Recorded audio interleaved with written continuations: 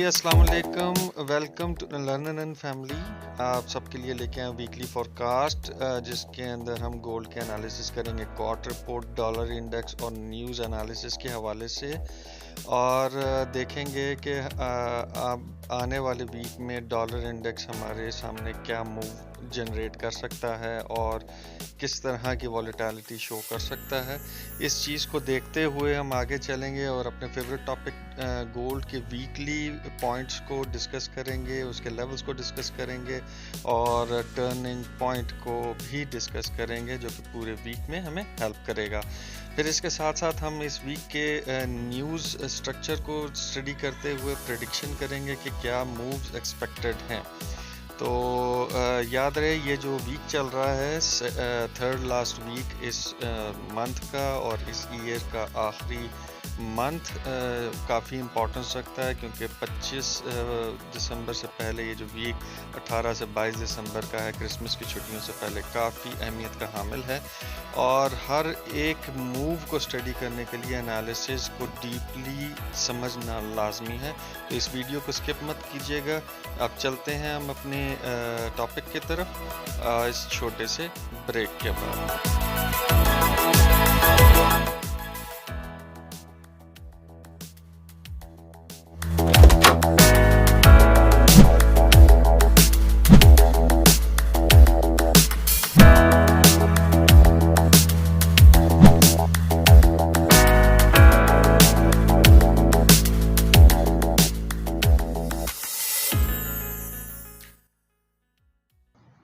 जी अस्सलाम वालेकुम। सबसे पहले हम चलते हैं अपने YouTube चैनल की तरफ, और जिस भी दोस्त ने अभी तक YouTube चैनल सब्सक्राइब नहीं किया वो लाजमी सब्सक्राइब कर लें। वजह ये कि डेली बेसिस पे एनालिटिकल, फंडामेंटल और साइकोलॉजिकल एनालिसिस करके आपके लिए अपडेट तैयार की जाती है जो आपके ट्रेड के अंदर काफ़ी हेल्प कर सकती है।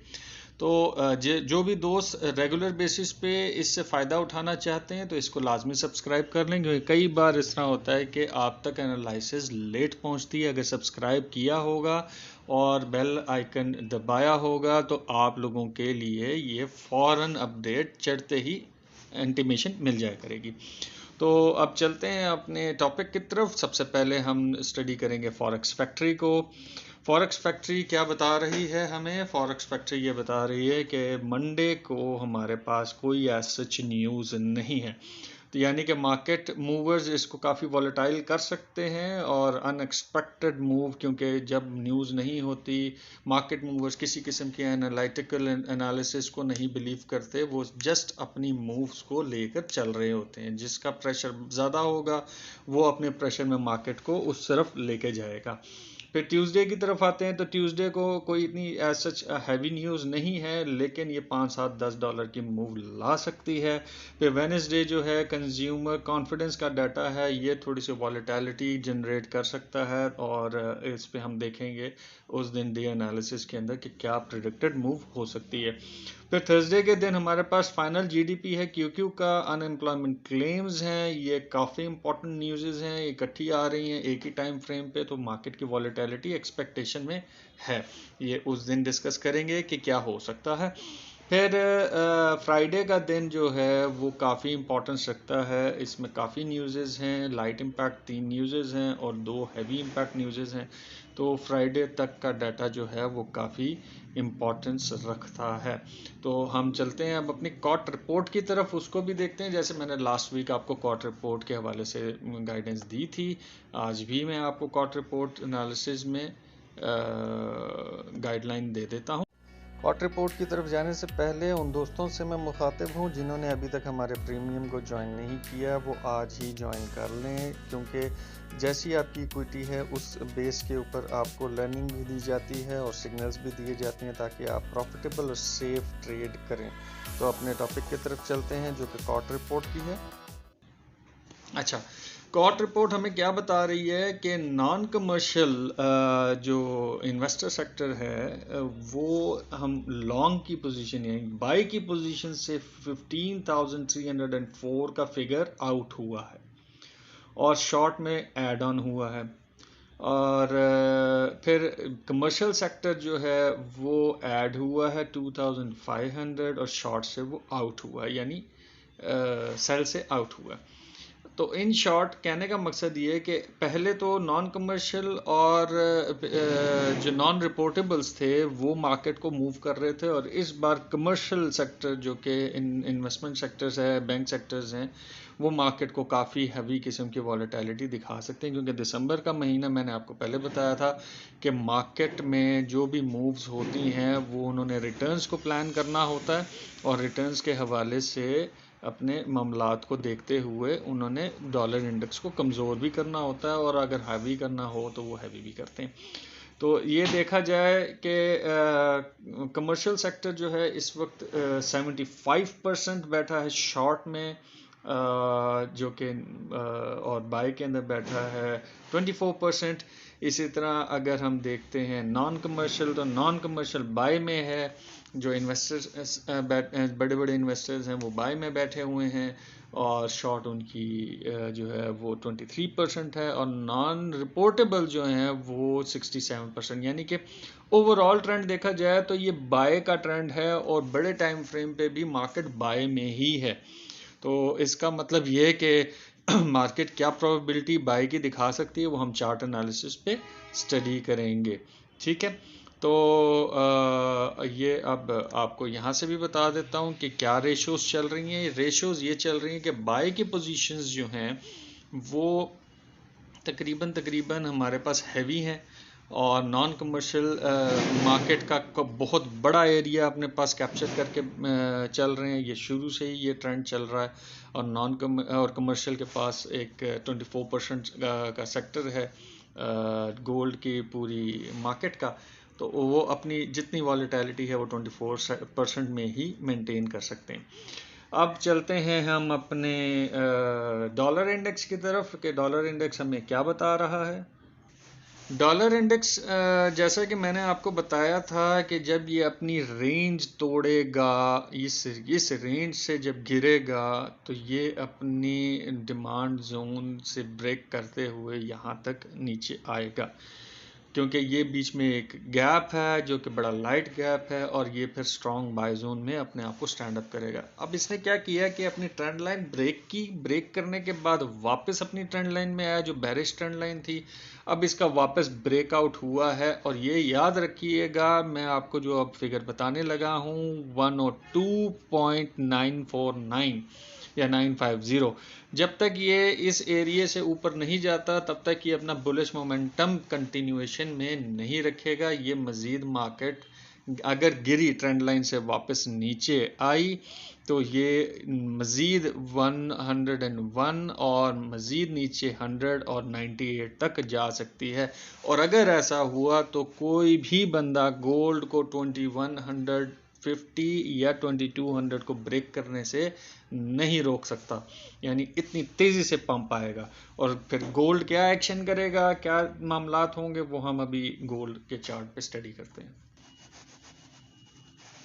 सबसे पहले हम देख लेते हैं कि मंथली चार्ट हमें क्या बता रहा है। मैं हर बार मंथली चार्ट को आपके सामने थोड़ा सा ब्रीफ आउट करता हूं। मैं फिर दोबारा ब्रीफ आउट कर देता हूं कि जब पहली हाइक आई थी वो कोरोना की आई थी, फिर मार्केट ने अपना डंप दिया, फिर दूसरी हाइक आई रशिया और यूक्रेन की जंग की, फिर इसने अपनी ड्रॉप सीन दिया, फिर ये बैंक डिफ़ॉल्टर्स हुए थे उसकी वजह से हाइक आई, और अब फिर वॉर है। अब ये वाला जो एरिया है इतना इम्पोर्टेंस क्यों रखता है, क्योंकि यूक्रेन और रशिया की वॉर अभी तक ख़त्म नहीं हुई, बैंक डिफ़ॉल्ट्स हुए थे वो अभी तक सोल्यूशन उनका नहीं हुआ, साथ ही साथ वर्ल्ड पैनिक सिचुएशन इसराइल और पैलेस्टीन की इस टाइम चल रही है, और ये तीनों चीज़ें एक साथ हैं जो कि इसको काफ़ी वॉलेटिलिटी की तरफ लेके जा रही हैं। और मार्केट अभी भी अपनी ये जो नई ट्रेंड लाइन इसने डेवलप की है उस ट्रेंड लाइन के रेस्पेक्ट में ऊपर जा रही है। और अगर हम इसकी फेब रिट्रेसमेंट की बात करें तो ये फेब रिट्रेसमेंट मैंने आपको पहले पिछले हफ्ते भी बताया था कि मार्केट अपनी जो गोल्डन जोन होता है ना, मार्केट अपनी गोल्डन जोन्स को टच करती है, वो होता है 50% और 61% का एरिया। तो मार्केट ने अपनी हाई के बाद 50% का एरिया अपना रिट्रेस लगा लिया, और लगाने के बाद वापस पुल बैक हुई है बुलिश हुई है और अपनी रेजिस्टेंस को टच करने की पूरी कोशिश की, लेकिन वहाँ से थोड़ा सा एक ये स्पिनिंग टॉप टाइप एक कैंडल बनाई है, जो कि हम डॉजी नहीं कह सकते इसको। और अभी भी इसमें ये एनगल्फिंग, बुलिश एनगल्फिंग का पूरा पॉजिटिव इम्पैक्ट है, जो कि इसको मज़ीद ऊपर लेके जा सकती है। तो इसने अपनी जो रिट्रेस लगानी थी 50% की, वो लगा चुकी है। अब इसकी मोमेंटम मंथली बेसिस पे हम देखेंगे कि ये क्या आगे मज़ीद दिखा सकता है। अब आगे चलते हैं हम अपने वीकली एनालिसिस की तरफ। इस वक्त हम वीकली चार्ट के ऊपर मौजूद हैं, जो कि 18 से लेके 22 दिसंबर 2023 का है। और इसको अगर देखें तो इसने अपनी मेजर ट्रेंड लाइन जो कि डेवलप की हुई थी, जिसकी रिस्पेक्ट करते हुए ऊपर जा रही थी, वो उसने ब्रेक की, अपनी इस सपोर्ट जोन से रिजेक्शन खाया और रिजेक्शन खा के इसी वीक में अपने आप को वापस पुल बैक पोजीशन पे ले आई है। तो कहने का मकसद ये कि अगर हम पीछे भी देखें तो ये वाली बुलिश एनगल्फिंग्स भी अभी तक एग्जिस्ट करती हैं और बड़ी स्ट्रांगली एग्जिस्टेंस इनकी मौजूद है। फिर ये वाली जो एनगल्फिंग है, ये भी काफ़ी हैवी किस्म से अपने आप को स्टेबलाइज करके खड़ी हैं। अभी तक इनकी ब्रेकआउट्स नहीं हुई, इन एनगल्फिंग्स का ब्रेकआउट नहीं हुआ। यानी मार्केट हम ये प्रेडिक्ट कर सकते हैं कि मज़ीद ऊपर हाई देने के पूरे चांस में है।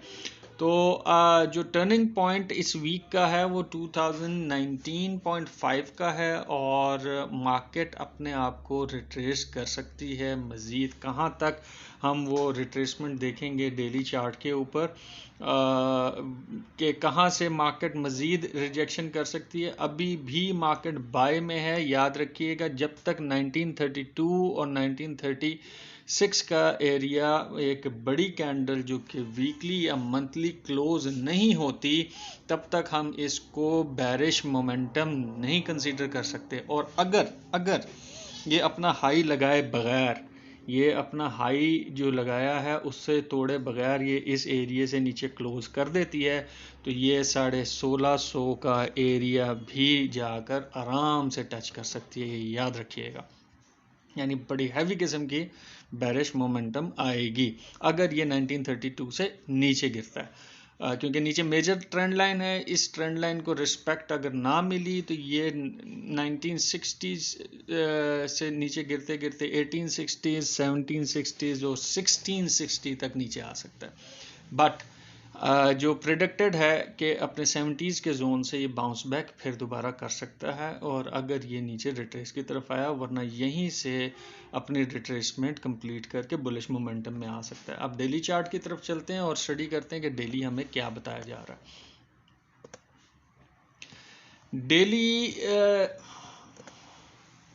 डेली चार्ट, क्योंकि ये ट्रेंड लाइन अपनी ब्रेक करके ये टेस्ट मोड के ऊपर अभी आई हुई है, और जैसा कि मैंने आपको पहले से बताया है, मार्केट जब तक 2014 से ऊपर है ये बुलिश है और ये अपने बेरिश मोमेंटम में कन्वर्ट नहीं हुई। ये पहले भी 2014, पहले 2009 था, अब 2014 है। जब तक 2014 डे 1 इससे ऊपर है तब तक ये बुलिश है। इससे नीचे हुआ तो ये रिट्रेसमेंट जोन्स में नीचे 1970s का एरिया टच कर सकती है वापस। फिर ये अपना पुल बैक देने की पूरी कैपेसिटी रखती है। या तो यहीं से पुल बैक आ जाएगा, या मज़ीद रिट्रेस करने के बाद अगर 2000 का एरिया ब्रेक करती है तो 76 के एरिया से पुल बैक आएगा। और अगर यहाँ से भी ब्रेकआउट होता है, देखें मार्केट किसी की मिरास नहीं है, मार्केट अपना मूव खुद चलती है। अगर तो ये नीचे मज़ीद जाती है, 30s का एरिया क्रॉस करके नीचे जाती है, तो ये फुल बेरिश मोमेंटम है। तो इसका रिट्रेस कहाँ तक हो सकता है वो हम स्टडी कर लेते हैं। रिट्रेस जो है, देखें इसका क्या है कि इसने पहले अपनी बुलिश ट्रेंड लाइन को ब्रेकआउट किया, फिर बेरिश ट्रेंड लाइन के रिस्पेक्ट करते हुए नीचे आ रही है। और मैंने आपको ये फैब लगा के D1 के चार्ट में पहले बताया था कि ये कहाँ तक अपने आप को रिट्रेस कर सकता है। तो 2010 का एरिया गोल्डन जोन का होता है, 2010 और 2001 का एरिया ये गोल्डन जोन का। अगर 2001 क्रॉस हुआ तो ये अपनी नीचे डिप लगा सकती है 70s के एरिया तक। तो अभी एक्सपेक्टेड ये है कि 2010 से ये वापस पुल बैक दे सकता है, और अगर ये 2000 को टच करके पुल बैक देता है, क्योंकि आपको मैंने बताया था ये मार्केट इलास्टिसिटी की तरह काम करती है, जितना रबर की तरह खिंच के पीछे आती है उतना ही ज़ोर से आगे अपनी जंप लगाती है, और जितना ये नीचे की तरफ ये अपना रिट्रेस लगाएगी उतनी ही स्पीड से ये मार्केट ऊपर जंप लगाएगी। तो ये याद रखिएगा। तो आज मतलब हमारे पास जोन्स जो मौजूद हैं वो फिर दोबारा मैं बता देता हूँ कि हमारे रेजिस्टेंसेस जो हैं इस वीक की, सपोर्ट 2000 से 2004 है, दूसरी सपोर्ट 1972 से 1976, और तीसरी सपोर्ट जो मेजर बाय जोन है और काफ़ी क्रूशल एरिया है वो 1932 to 36 है। फिर रेजिस्टेंसेस की बात कर लेते हैं, तो रेजिस्टेंसेस 2044 से 2048 का एरिया है, और रेजिस्टेंस 2 जो है वो 2072 से 78, और आखिरी मेजर रिजेक्शन एरिया जो कि प्रोबेबिलिटी है वो 2144 से 2148 का एरिया। तो इस टर्निंग पॉइंट से मार्केट जब आपको ऊपर मिले तो आप बाय को प्लान करें, लेकिन मैं आपको डिप से बाय इसलिए कह रहा हूं क्योंकि इसने जो कि अभी तक नोटिसेबल है कि गोल्ड हमेशा आखिरी महीनों में और शुरुआती महीनों में ये अपना हाई लगाता है, ठीक है। तो हाई की तरफ जा रहा होता है, बाय ट्रेंड होता है, इसका डॉलर इंडेक्स कमज़ोर किया जाता है, तो वो इम्पैक्ट रखते हुए मैं आपको डिप से बाय का ऑप्शन दे रहा हूँ बार बार कि जितना नीचे से डिप से बाय का ऑप्शन मिले आप लें, डिप से लें। तो एनालिसिस हम करते ज़रूर हैं, ये कैलकुलेशन के हवाले से होती हैं, लेकिन डिप से बाय का मतलब ये कि इसके पास अभी भी पूरा पोटेंशियल है, क्योंकि ये अपनी बुलिश एनगल्फिंग स्टैंड करती है। इसकी 2 बुलिश एनगल्फिंग्स अभी तक इसकी एग्जिस्टेंस में हैं और इसका ब्रेकआउट नहीं हुआ, और ये अपनी पूरे बुलिश मोमेंटम में अपनी फेज़ रखती है। तो उम्मीद करता हूँ आज की वीडियो आप लोगों को समझ आ गई होगी, और किसी को भी किसी किस्म का कोई सवाल होता है वीडियो के हवाले से, एनालिसिस के हवाले से, कुछ चीज़ समझ नहीं आ रही, वो डायरेक्ट पर्सनल मैसेज करके मेरे से इसकी वजूहात पूछ सकता है या समझ सकता है, मैं उनको समझा। अल्लाह पाक आपके रिस्क में बरकत अता फरमाए, सेफ ट्रेड करें, ओवर ट्रेडिंग से परहेज़ करें, काफ़ी वॉलेटिलिटी आने वाली है मार्केट में, और दुआओं में याद रखिएगा। अल्लाह निगहबान।